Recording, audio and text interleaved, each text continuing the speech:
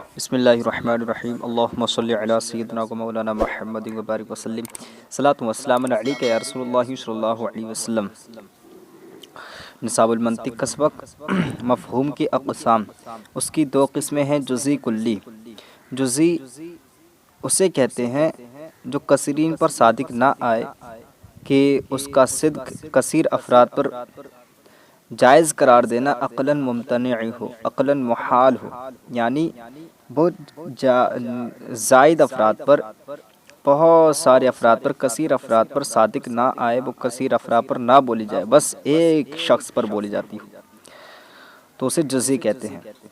جیسے زید ہے، زید صرف اسی شخص کو کہہ سکتے ہیں جس کا نام زید ہوگا، کسی عمر، بکر وغیرہ کو زید نہیں کہہ سکتے، صرف زید اسی کو کہیں گے جس کا نام زید ہے، زیادہ پر یہ صادق نہیں آئے گا۔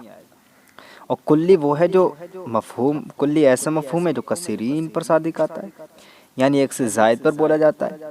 ہم جیسے انسان ہے، انسان بکر کو ہی بول دیں گے، بکر کو، عمر کو، زید کو، خالد کو، حامد کو، کتنے بھی لے لو افراد، ہر ایک پر انسان کا لفظ بولا جاتا ہے، تو یہ کلی ہے۔ اور جزئی جو کثیرین پر نہ بولی جائے۔ دیکھو مفہوم کی اقسام، اس کی دو قسمیں ہیں۔ مفہوم کی کتنی قسمیں ہیں؟ دو قسمیں ہیں، جزئی کلی۔ جزئی ہوا مفہوم امتناع فرض صدقہ علی کثیر، وہ مفہوم جس کا صدق کثیر افراد پر تجویز کرنا عقلاً ممتنع ہو، جیسے زید کہ اس کا صدق ایک خاص اور متعین ذات پر ہوتا ہے۔ کلی ہوا مفہوم لا یمتنع فرض صدقہ علی کثیرین، یعنی وہ مفہوم جس کا صدق کثیر افراد پر تجویز کرنا یعنی جائز قرار دینا عقلاً ممتنع نہ ہو، جیسے انسان۔ جز کی تعریف، جز کسے کہتے ہیں؟ جز یاد رکھو، کسی شے کا جز یہ ہے کہ وہ شے اس سے اور اس کے علاوہ دیگر اشیاء سے مرکب ہو۔ مثال کے طور پر، پھر سے دہرائیں ایک بار، جز وہ ہے کہ وہ شے، ایک شے ہے، وہ اس سے بھی مل کر بنی ہے اور دوسری اشیاء سے بھی مل کر بنی ہے، تو اسے کہتے ہیں جز۔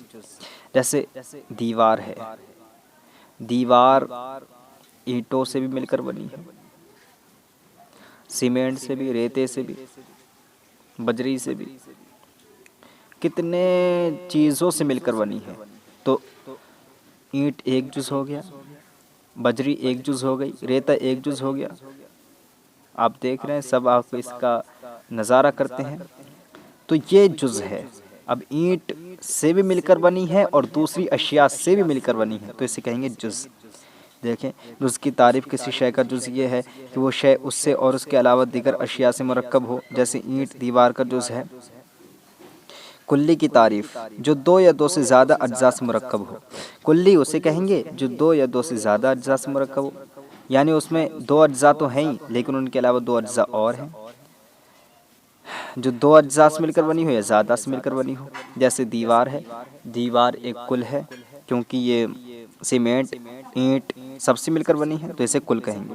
کل کی تعریف، جو دو یا دو سے زیادہ اجزاء سے مرکب ہو، جیسے کہ دیوار کہ یہ کل ہے کیونکہ یہ بہت سارے اجزاء یعنی اینٹوں سے مل کر بنا ہے، اینٹوں سے مل کر بنا ہے اور سیمنٹ وغیرہ سب سے مل کر بنا ہے۔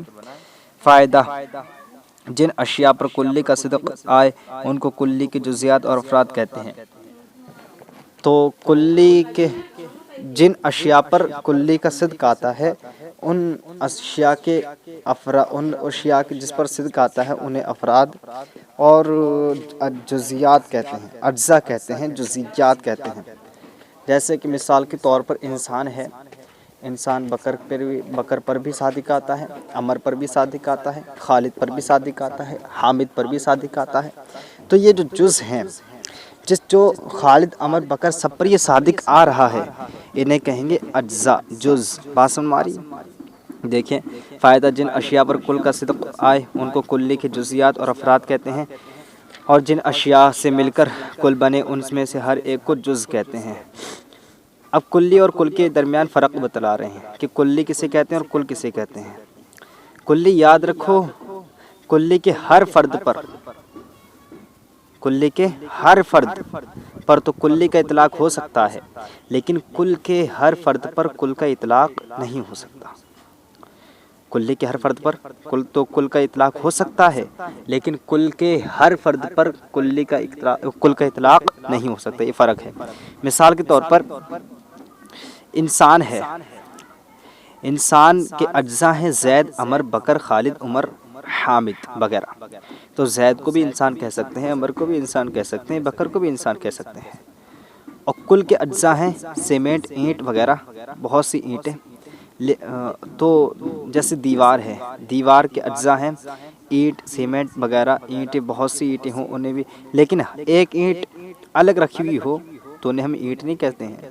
مثلاً آپ کے سامنے ایک اینٹ رکھی ہوئی ہے، آپ اسے اینٹ نہیں کہیں گے، وہ آپ اسے دیوار نہیں کہیں گے، یہ نہیں کہیں گے یہ دیوار ہے، بلکہ وہ صرف اینٹ ہے ایک. بات سن رہی ہے؟ ہاں اگر وہ کل ہے، جیسے دیوار بنی ہوتی ہے، اسے دیوار کہہ سکتے ہیں. تو یہی کہہ رہے ہیں کلی اور کل میں فرق. کلی کے ہر فرد پر تو کلی کا اطلاق ہو سکتا ہے، لیکن کل کے اجزاء پر کل کا اطلاق نہیں ہو سکتا. جیسے انسان ایک کلی ہے، اس کے تمام افراد زید، عمر، بکر پر اس کا اطلاق ہو سکتا ہے، یعنی ان میں سے ہر ایک کو انسان کہہ سکتے ہیں. اور دیوار ایک کل ہے، اس کے ہر جز پر اس کا اطلاق نہیں ہو سکتا، یعنی ہر اینٹ کو ہم دیوار نہیں کہہ سکتے. سوال نمبر 1، مفہوم اور اس کی اقسام کی تعریف بیان کرو. مفہوم وہ ہے جو ذہن میں آپ نے پڑھ لیا پیچھے، اور اس کی دو قسمیں جزئی اور کلی. سوال نمبر 2، جز اور جزئی نیز کل اور کلی کے درمیان کا فرق تحریر کریں. جز وہ ہے، جز اور جزئی کے درمیان فرق کیوں کریں گے؟ جزئی یہ کلی کا ہوتا ہے، اور جز جیسے مثال کے طور پر وہ ہوتا ہے جس سے ایک چیز اور دوسری چیزوں سے مل کر بنی ہو. کوئی شے ہے، اس سے اور دوسری شے سے مل کر بنے تو اسے کہیں گے جز. اور جزئی کسے کہیں گے؟ جزئی جو کلی کے افراد ہوتے ہیں، یعنی کلی پر جن کا صدق ہوتا ہے، انہیں کہتے ہیں کلی. کل اور کلی کے درمیان فرق کیا ہے؟ تو کل یاد رکھو، کلی کے ہر فرد پر کلی کا تو صدق ہو سکتا ہے، لیکن کل کے ہر فرد پر کل کا ہر صدق نہیں ہو سکتا. یاد رکھیں. ٹھیک ہے بھائی، یہ اپنا یاد کریں. السلام علیکم ورحمۃ اللہ. اگر سمجھ میں نہ آئے تو پھر سے پوچھ لیں.